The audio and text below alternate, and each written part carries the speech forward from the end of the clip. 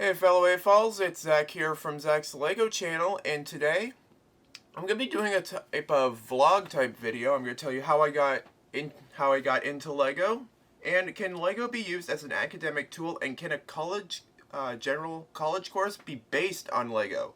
So if you want to hear hear the questions to those last two and hear how I got into Lego, then stay tuned, because Zach's Lego channel starts right now.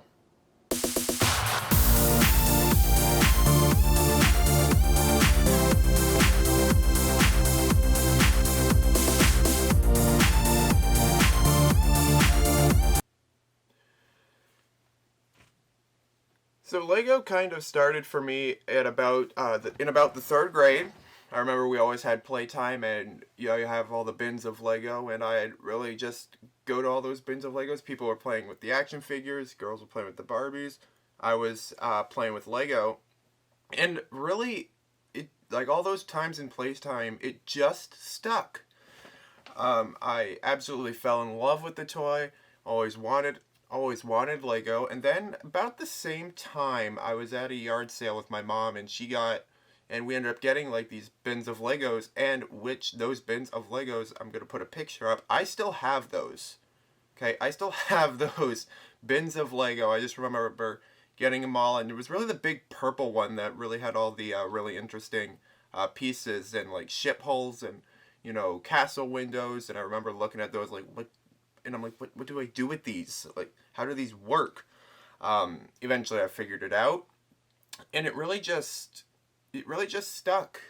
Really was the hobby that really I would never go away from, or anybody be able to pull me away from it. And to this very day, I still have a fascination of Lego. And really, to continue that story, we bought all the bins, and my mom, we bought all but one bins. We all bought all but one bin of Lego, and my mom had to go back. My mom went back for it the very next day. Of course, the yard sale was done, but it really my mom just went, got it. Guy still had it. The person still had it, and we got it, and it just really is something. I believe it was like a red bucket, something like that, one of those bucket bins. And to this day, I still can't, and to this day, I still remember that, and just kind of like how it jump-started me into this hobby. And then ever since that, me and Lego, it's always been me and Lego. When I was in high school, I kind of went through the dark ages, when you're a teenager and you don't really play with them all that much. That was me, obviously. There were other things, going on in my life that just kind of pushed Lego under the rug, like girls, and more girls, and that's it. But once I graduated high school, I realized that, or I graduated high school, and I ended up getting back into it, of course, and then I kind of fell into another kind of dark age, when you start college, and, you really don't have any of like that, you don't really have time anymore, right? So that's kind of what happened. Like, really, time just kind of slips by. You're lucky if you can find an hour or 2 hours, the most, to build with Lego. And really, yeah, I ended up getting back into it. This whole quarantine thing. I jumped right back in. I was hot and heavy at one point, hot and not heavy at another point, and then really I really just dive back into it in quarantine, and now I probably bought too much Lego, and now I'm just rambling on. So yeah, that's really the story. And Lego,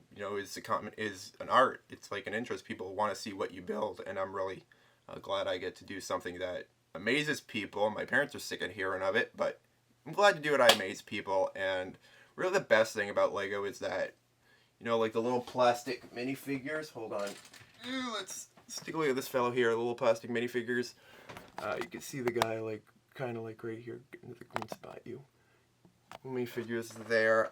I swear they have more plastic on it than a Kardashian. So, alright, with that joke said, it's time for me, with that joke said, glad I got to make that one, by the way.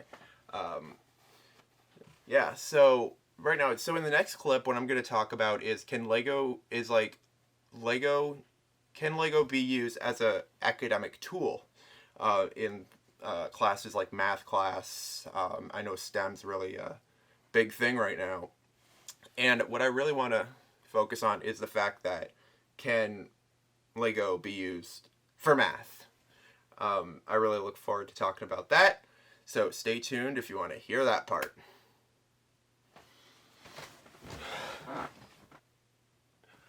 Hey guys, welcome back. So really, in the last clip we talked about how Lego can be used as an academic tool. And right now you'll probably hear some clacking. I've got 2 bricks. I'm going to show you exactly how it can be used as an academic tool, especially in math. A little background about me and math is the fact that I'm actually bad at math. So I mean, like, I can do general numbers and like money, which is important. But really, when it comes to solving mathematical problems, that's kind of when my brain goes into overdrive, and it really just kind of just screws the thing up. So I'm going to talk about how you can use Lego as an academic tool, and actually, and this could probably even, like, just my opinion, but can engage people in mathematical, can engage like kids who are bad at math, who really don't want to take the time and sit and learn about kind of learn these problems. So I mean, if they taught this, even in high school, if they taught this would be really an interesting. This would be a really interesting concept to use. So I have 2 bricks with me. Hold on. So Zach, too close. Sorry. So I have 2 bricks with me here, right? So I try to get these into focus as best I can here. So I have 2 bricks with me here. I have these 2 bricks here. Right now, altogether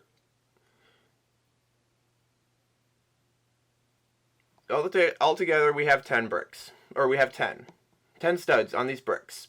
So really, one thing can be used if you want. And parents, if I have any parents watching this, please pay attention, because this could be beneficial if you have to teach your kids at home. So you have 10 studs. You have 2 bricks with 10 studs. Take 1 away, or take 4 away. 1 brick, 4. You have 6 left, right? So that's just kind of an example of how this can be done. Just how, like, this can be used as an academic tool. And even if you want to learn fractions, even if you have kids who are learning fractions, it really does help as well. So that's kind of that. And that just kind of like works as well. Although you might want to watch your kids, because they might have the mentality, or the not mentality, sorry, the wanting to play with them while you're trying to teach. So have some discipline as well when it comes to this. And on that note, I mean, it really would work. You'd really have, kids' attention with that. So teachers, parent teachers, if you're watching this, please consider using Lego as a tool.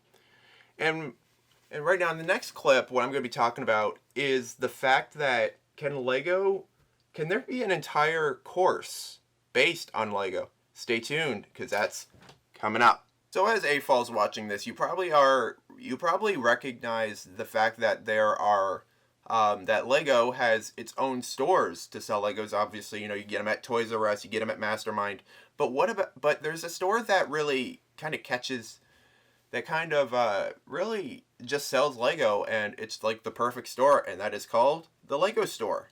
Now, as you know, Lego stores operate around the world in pretty much virtually around the world in Europe, North America, so Canada, United States, as well as many more countries. And really that's a lot of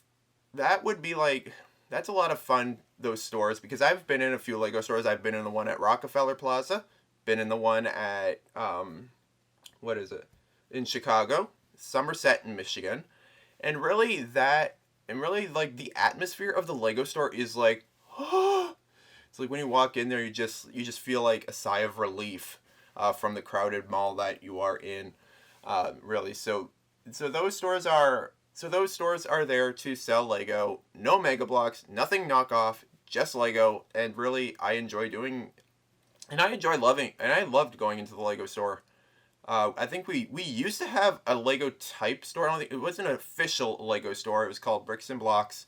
outlet, and they sold Lego. I remember going in there, not buying anything as a little kid, very disappointed. Um, but many years later, I actually got the chance to go into a Lego store. My very first Lego store I ever went into was in 2013. It was the Rockefeller Plaza Lego store in New York. I was on a school field trip, and we had managed to go in there, and I actually ended up buying some Lego, and my parents were keeping track of every dollar I was spending because I was using one of those like cards. So and I was talking to my mom on the phone and back at the hotel, and I'm like, yeah, I kind of bought Lego today. She's like, oh, I know, and I'm like, ooh, I got busted. So yeah, so Lego stores definitely are really interesting type stores, and where I live, the nearest store, nearest Lego store to me is across the border, right? So is the one in Somerset, just outside Detroit, and that's kind of like the nearest one. So it's kind of impossible for me to get to, given the fact I don't drive. And the nearest Canadian Lego store is 5 hours up the highway in Toronto, and there's only 3 Lego stores in Ontario, and they're all in Toronto. So really, over the years, I've been trying to I've been thinking like, what if we just had a Lego store here? I mean, many stores are going out of business. It would be the perfect place in either one of the malls. We have 2 malls that should be there. That there should be a Lego store to fill that void. So I know Lego, if you're watching this, I doubt it, and I doubt you made it. And if you were, I doubt you made it to this point in the video. But if you are watching, please, a Lego store in Windsor, Ontario, please. Please, please, and please. Although, there is kind of a downside to that as well, even though I'm begging for a Lego store, and that is the fact that Lego stores and stores like Mastermind and Toys R Us, okay? Mastermind and Toys R Us sets actually come out early. They actually come out early in during around the holiday season or around their date. I think it's like sometimes I think the earliest I've ever seen Lego sets get released is it was in October. But usually November, December they get released. The January sets get released then. Lego store, here's the thing. When the website says they come out January 1st and you go to the store, they're still coming out January 1st. So I kind of found that out the hard way at one point. So yeah, so that's kind of that. So if you're ever looking for sets, just go to Mastermind Toys R Us if you're looking for sets in November, December. And really, they don't really release all of them until after the holidays, right? The rest, they only release some of the great vehicles and all that, and I really love getting those. So yeah, I mean, despite that, I think a Lego store would still be worth it to put one here in Windsor, Ontario. I know we have we have malls with stores closing it like crazy. And really really having a Lego store to fill that void, I think would be really interesting. Really, so I think cities like Toronto and Windsor having Lego stores would be awesome. And I mean, Lego should start putting Lego stores. Should look at putting Lego stores in smaller communities as well. Because here, 5 hours up the highway, staying in Canada, 4 hours up the highway is just really not worth it. But I know you can still buy Lego sets online. I just prefer I'm actually one of those people that actually prefers going into the store. I'm not really buying online in person online kind of person. So yeah, so Lego, if you're watching, Lego stores, Devonshire, Tecumseh Mall, put them in there. Just don't overthink it. Just put them in there. And I guarantee you, my name will probably be on the first application, really, because I would actually like to work in a Lego store. So I think that would be really cool, surrounded by what I love and what I love to do. So if you stayed to the end of this video, congratulations. I have many more videos to come. My next video, I'll be talking about Lego City, the Lego City line, and kind of my beef with the Lego City line, because I think there's a lot to talk about there. So until that video, and until the next time we meet, remember to keep calm, build on. See you next time.